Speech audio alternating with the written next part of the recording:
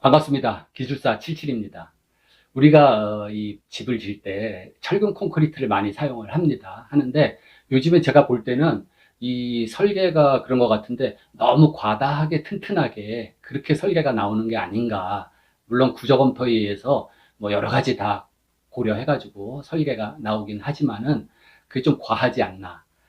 제가 요 전에 공사를 마친 양평의 그런 단독주택도 마찬가지예요.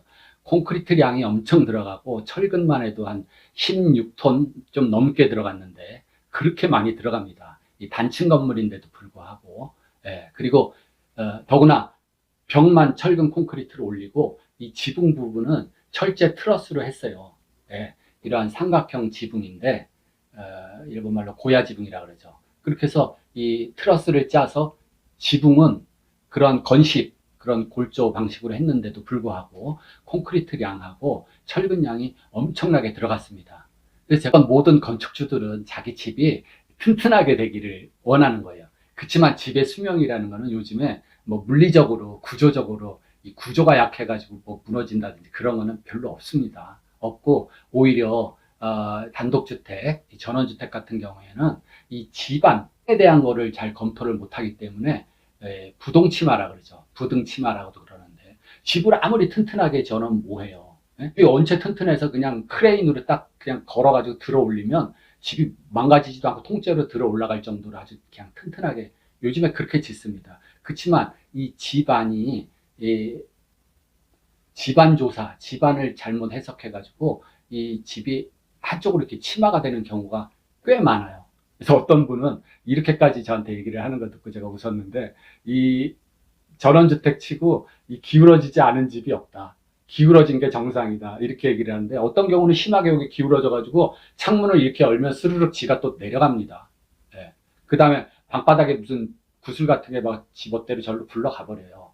예. 이런 집들이 많을 거예요. 여러분들 공감이 가시거나 여러분 전원주택, 여러분 주택이 또 그런 경우가 있을 수 있는데 이 기초는 뭐가 한번 잘못되면 바로잡기가 거의 뭐 불가능하다. 물론 요즘에는 이 기초를 보강하고 보완하는 사후 공법도 많이 나와 있지만 그래요. 그래서 과다하게 이 튼튼한 거를 원하는 분들이 많아요. 우리 콘크리트도 종류가 많은데 그 중에 이제 고강도 콘크리트가 있습니다.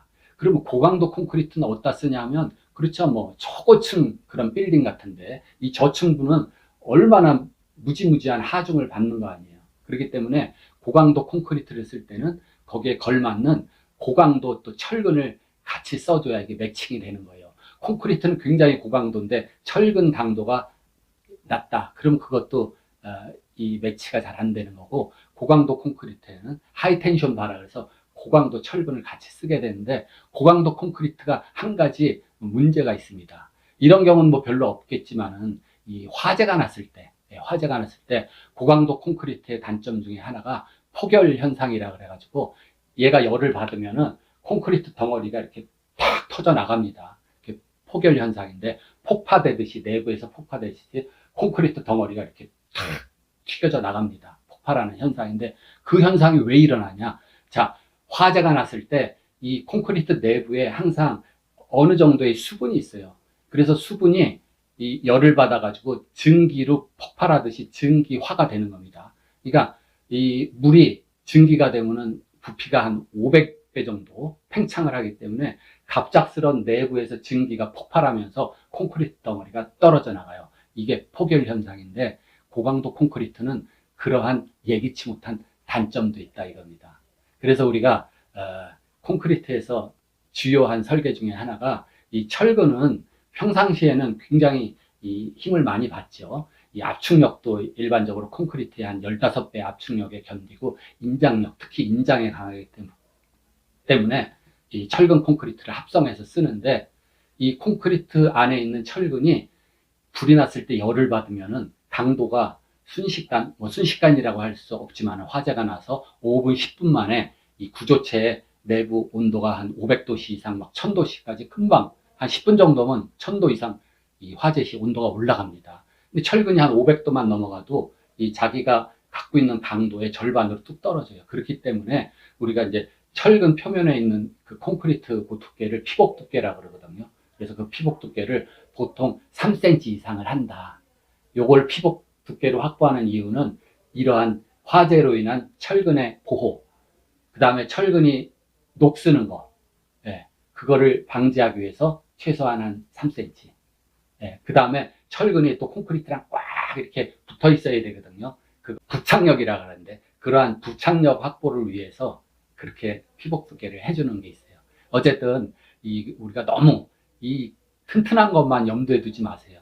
집 짓고 할 때 이 구조적인 튼튼함 이외에 고려할 게 너무 많아요. 그렇기 때문에 뭐 목조는 약하다, 콘크리트는 튼튼하다, 뭐 이러한 거는 그냥 기본적인 그냥 어떠한 그냥 두리뭉실한 상식이지, 목조도 튼튼할 수가 있고 철근 콘크리트도 취약할 수가 있는 겁니다.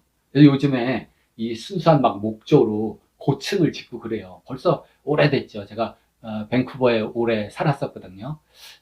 밴쿠버에 가면은 그 UBC라고 학교가 있어요. 대학교. 밴쿠버에서 좋은 학교 UBC, SFU 뭐 이렇게 양대 학교가 있는데, SFU는 저 산동네에 있고 UBC는 이 바닷가 종류에 있는데, 거기에 기숙사를 벌써 꽤 오래됐어요. 18층인가 코어 부분, 엘리베이터 피트 부분만 아마 콘크리트, 철근 콘크리트로 돼 있고, 나머지는 그 미리 제작한 목조 프리패브 목조로 갖다가 이렇게 탁탁 지어가지고, 그 기숙사가 18층인가 그런데 목조로 그렇게 짓는 경우도 있습니다. 그렇기 때문에 우리가 상식적으로 뭐 목조는 어떻다, 뭐 철근조는 철골조는 어떻다, 이렇게 그냥 싸잡아서 판단할 건 아니에요. 각 구조별로 정말 잘 지면은, 시공을 잘 해놓으면은, 또 설계가 잘 되면은 훌륭한 집이 될 수 있다, 이겁니다. 다음 시간에 뵙겠습니다.